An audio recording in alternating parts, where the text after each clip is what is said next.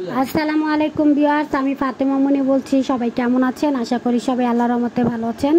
আমিও আলহামদুলিল্লাহ ভালো আছি। আপনাদের মাঝে নতুন আরেকটি ব্লগ নিয়ে চলে এলাম। সকাল হয়েছে, আমার বাবুকে দেখতে পাইতেছেন, এই দেখেন ড্রেসিং টেবিলের উপরে দাঁড়ায়া সব ফেলে দেয় আর আমাকে বলে হ্যাঁ মানে উঠাই দিতে বলে। পরে আমি উঠাই দিতেছি আর না দেখি ওর পুরা শরীর ঘেমে একের গোসল হয়ে গেছে। গ্রামের ঘর তো, টিনের ঘর, অনেক গরম, এর জন্য আমি খালি গায়ে রাখছি। তারপরে এই যে ড্রেসিং টেবিলের উপরে দাঁড়ায়, এই যে এটা আমাদের চুলকানির একটা ওষুধ সিরাপ, এটা ফেলে ভেঙে ফেলছে। এখন আমার ডাকতেছে মা, আমি এসে বললাম তুমি এটা কী করছো? এখন আমার এগুলো পরিষ্কার করতে বলে।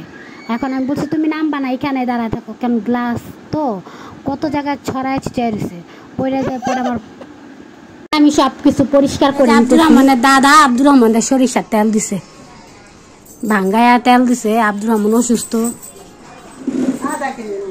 এই যে আব্দুর রহমানের দেখা করতে গেছিল, আজান দিতে আসে আর তখন গেছে।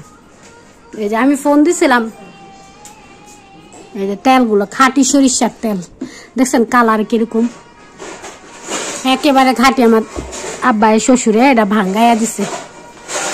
গ্রামের পোলাপাইন আসছে, দেখেন না ফুটবল খেলছে, এখন আমাদের থেকে বকশি চাইতেছে। শুনুন ওরা কি কাপ দিচ্ছে। তারপরে তারপরে কি টাকা লাগবো? কয় টাকা লাগবো শুনি? নাক ডাইকে রাখছে, আবার টাকা চাই। দাঁড়াও, টাকা দিয়ে দিব। ঘুমাইতেছে ইউসুফ কো, ইউসুফ আবার কি করে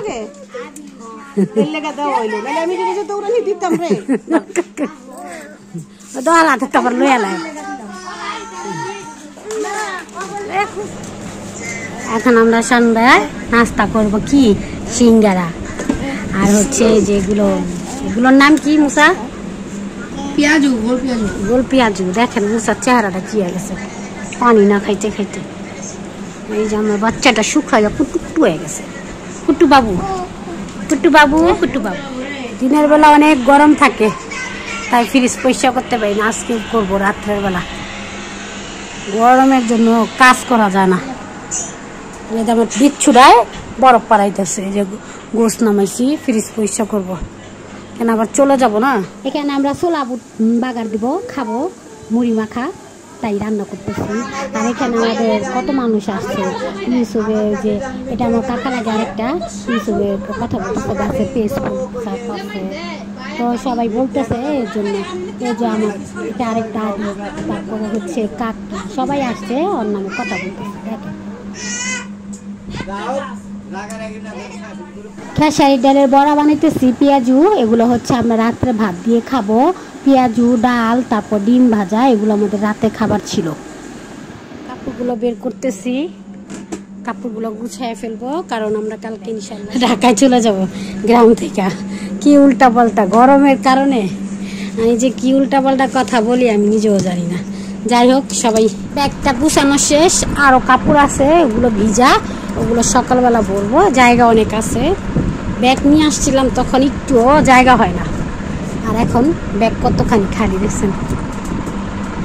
এই আসি, কালকে ইনশাল্লাহ সকালে চলে যাব। ঘরের অবস্থায় সব কিছু চাদর দিয়ে ডেকে রাখতে হবে আবারও। এখন যাচ্ছি, অনেক দিন থাকলাম, প্রায় 10 দিন থাকলাম গ্রামে। ঘরে ওই যে চাদরগুলো বের করছি আমরা, ওই যে ওইখানে পড়ে আছে, ওই চাদরগুলো দিয়ে প্রতিটা ফার্নিচার ঢেকে রাখতে হবে, না তো পুরা ঘর আইসা দেখুন একদম সব কিছু ধুলা আর মাকড়সা। নামাইতেছে আমার ভাই স্ট্যান্ড ফ্যান, উপরের থেকে নামাইলো, নিয়ে যাবো।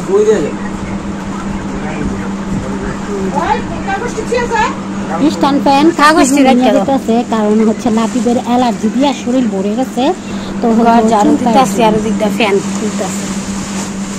বা কাগজগুলো ভরে রাখি, আবার যখন কাকি দিয়ে দিব। আম্মু কয়টা কাগজ বলছে? 2টা, এর জন্য তো ফ্যান পরিষ্কার।